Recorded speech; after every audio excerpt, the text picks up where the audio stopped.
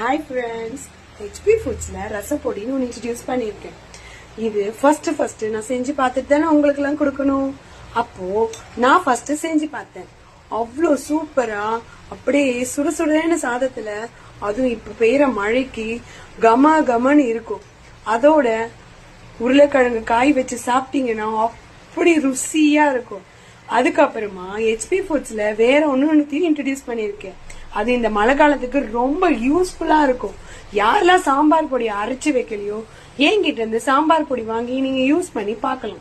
இதுதான் நான் அரைச்சு வச்ச சாம்பார் பொடி. இங்க பாத்துக்கோங்க. இது 150 கிராம், இது 250 கிராம். அப்புறம் இங்க 3 பொடி வச்சிருக்கேன். இட்லி பொடி வச்சிருக்கேன், கருவேப்பிலை பொடி வச்சிருக்கேன், அப்புறம் பருப்பு பொடி வச்சிருக்கேன். இந்த ரசப்பொடியோட சேர்த்து சாம்பார் பொடி, அப்புறம் பருப்பு பொடி, கருவேப்பிலை பொடி, அப்புறம் இட்லி பொடி. இதுல ஏதாச்சும் உங்களுக்கு வேணும்னா வாட்ஸ்அப்ல நீங்க டிஎம் பண்ணீங்கன்னா உங்களுக்கு பார்சல் வந்துடும்.